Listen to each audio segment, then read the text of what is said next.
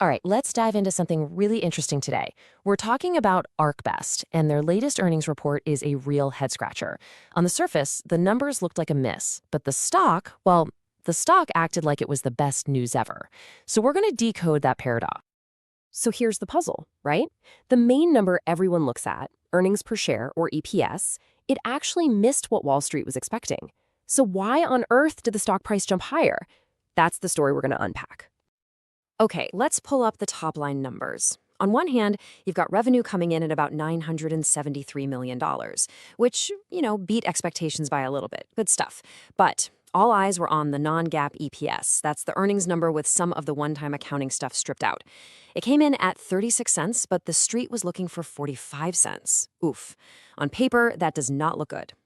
Yep, a 9-cent miss.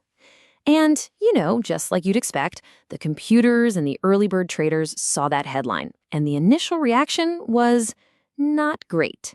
In pre-market trading, the stock was down almost 4%. But then, the opening bell rings, and this is where things get wild. The stock did a complete 180. It slammed the brakes on that drop and rocketed higher, closing the day up almost 6%. And get this, it was on more than double the normal trading volume. So what did all those buyers see that the headline number didn't show? So what gives? To figure that out, we've got to dig deeper than just that headline number.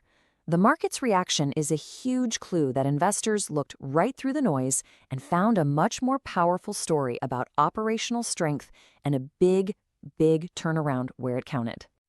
Okay, check this out. This really tells the story of a two-speed quarter for ArcBest. Their main business, the asset-based side, think of their own trucks on the road, actually saw profits get squeezed a bit.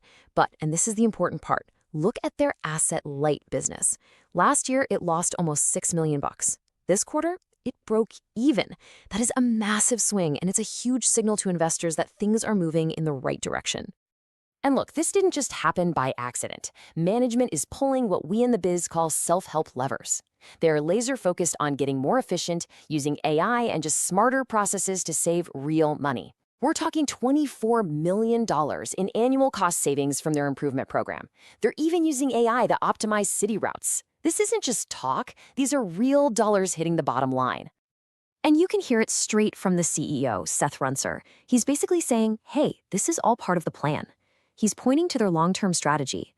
And you know what? The market absolutely loves to see a management team that says what they're going to do and then actually does it, especially when the overall economy is tough. All right, a good quarter is one thing, but Wall Street is all about what's next. So let's talk about guidance, because a confident outlook, that's what can really light a fire under a stock. Look, management isn't sugarcoating anything. They're telling it like it is. They're in a prolonged freight recession. So instead of promising the moon, they're focused on the things they can actually control. They're holding the line on pricing, and they're being super smart with their spending. For example, they actually cut their spending plans for 2026.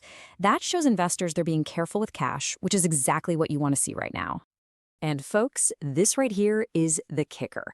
This is the slide that really got investors excited. Management said, yeah, things will get a little tougher in Q1. That's normal for the season. But they said it would only be about 1 to 2 percentage points tougher. Historically, it's usually more like 2.6% tougher. So while it's still a tough quarter, it's way better than feared. That's a massive signal that all those cost controls we just talked about are really, really working. Okay, let's step back and put all the pieces together. What's the big takeaway? Why did the market celebrate a company that technically missed its earnings number? So at the end of the day, investors looked right past that headline miss. They rewarded the quality of the quarter. They saw that crucial turnaround in the asset-light business. They saw the real cost savings from those self-help efforts. They saw guidance that was much better than expected. And they saw a team that's being disciplined. It's a textbook case of the market looking through the windshield at what's ahead, not just in the rearview mirror. So where do we go from here? After digging through all that, here's our official call on the stock, plus an idea for how you might think about trading it. We're initiating on ArcBest with a market perform rating. Why? Well, that big stock pop tells us the market has already figured out the good news and priced it in. But, and this is key, that long-term efficiency story acts as a really solid floor for the stock. It's hard to see a lot of downside from here because the company is just being run so much better.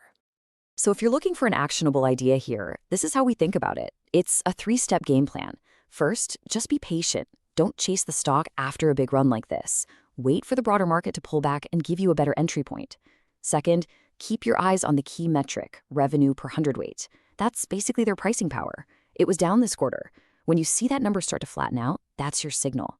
Third, that's when you consider buying in, because you'll be getting a much leaner, much more efficient company, just as the industry headwinds start to fade. And of course, we always have to say this is not financial advice. You should always do your own research before making any investment decisions.